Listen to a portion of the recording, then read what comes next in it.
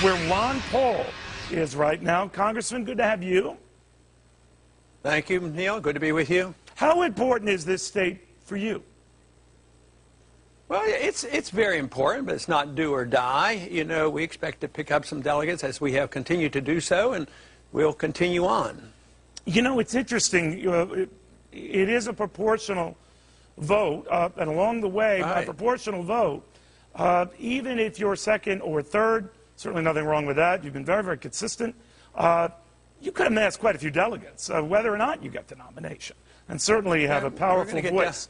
I know you obviously want that nomination. But let me ask you about this process and the extremes. You've seen the leaders go up and down. Now Iowa's been recertified to show Santorum won and not Romney. South Carolina, where Romney was winning, he might lose. What's going on within your party? Well, I don't think the message is very clear. I have a very clear message, but I'm challenging the status quo. The rest of the candidates are part of the status quo, and nobody seems to be happy because they don't see what difference they're going to make. So their numbers come and go, but if you look at ours, you know, there was one time, not too many months ago, they knew that we had a significant group of people that were interested in what I was doing and having a precise definition of what government should be doing.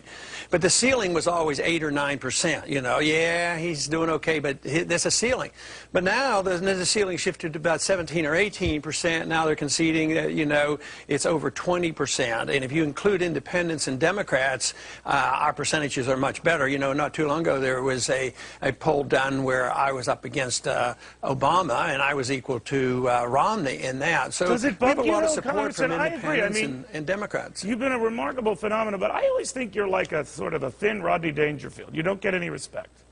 Does that bug you? Well, I think a lot of people think that. Certainly Jon Stewart thinks so. You know, this whole idea. I mean, if you look, somebody told me, you know, from this last debate, I thought I did rather well. And they went down the number of times they mentioned the other three candidates in the review of the debate. And it was, you know, like 80, 90 times, depending on which it was. I was mentioned one time in all the discussion of the debate after it was over. Right.